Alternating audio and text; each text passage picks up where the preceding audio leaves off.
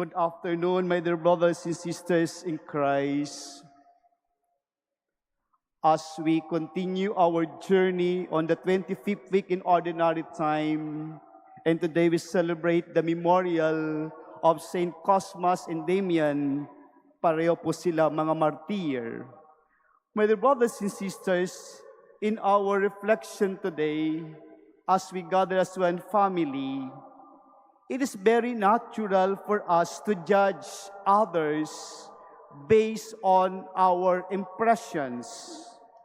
We often say, first impressions last. But if we think carefully, brothers and sisters, we know that the first impressions are not always definite or accurate or reliable. Sometimes they are correct, but many times they are incomplete or misleading. May we think we already know someone because of what we see or we hear at first, but later on we realize there is more to that person than when we encounter for the first time. My dear brothers and sisters, impressions are not wrong in themselves, but they're only the beginning. They must be tested, clarified, and deepened before we arrive at the truth. This is what happens in today's gospel, my dear brothers and sisters. Jesus asked his disciples, "Who do the crowds say that I am?" The disciples answer, some say John the Baptist, others Elijah, still others one of the prophets of old. The people were confused about who Jesus really was. They had heard the stories, they had seen his works, but they only knew him from a distance, from second-hand information, because of their faith was not rooted in personal encounter, and they could not recognize him for who he truly is. But Jesus does not stop there. My dear brothers and sisters, he turns to his disciples with a more personal and direct question. But who do you say that I am? It is no longer about what the crowd thinks. It is no longer about impression or about rumors. It is now about relationship. My dear brothers and sisters, it is Peter who answers with boldness and conviction, "You are the Christ of God." Peter's confession is not a guess. It is not an opinion borrowed from others. It is the fruit of his personal journey with Jesus. He had listened to his words, seen his miracles, experienced his mercy, and walked by his side. Out of this deep encounter, my dear brothers and sisters, Peter's faith was strengthened, and he was able to recognize the true identity of our Lord. My dear friends, my dear brothers and sisters, this question of Jesus, who do you say that I am, is not only for Peter and the disciples. It is also for each one of us today. Who is Jesus for me? Who is Jesus for you, my dear brothers and sisters? Many people in our world today also have their own opinions about Jesus. Some say he was a good teacher, a wise philosopher, a revolutionary leader, or a miracle worker. These are like the opinions of the crowds in the gospel. Interesting, my dear brothers and sisters, but incomplete. The real question is, who is Jesus in my life?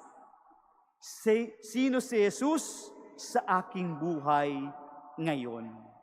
He is truly my Lord, my Savior, and my companion, and my strength. I hope, my dear brothers and sisters, this our knowledge, our personal encounter to Him. He is truly my Lord, my Savior, my companion, and my strength. To answer that question, my dear brothers and sisters, we must go beyond about hearsay. It is not enough to know about Jesus from the books, from our catechism, or from other people.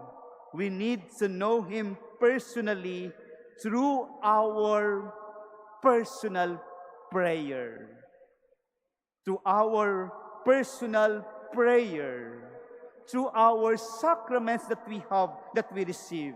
And of course, our time of reading of His Word, that is the Scripture, my dear brothers and sisters, and above all, by living His teachings in our daily lives, applying His presence in our journey every day. Because faith, my dear brothers and sisters, is not a second-hand knowledge. It must be a living encounter. It must be a living encounter. That's why, in our experience, when we forgive those who hurt us, we experience His mercy. When we serve others without expecting anything in return, we share in His love. That's why, my dear brothers and sisters, when we remain faithful in times of trial, we know His strength. When we place our trust in Him rather than in our own power, we encounter His presence.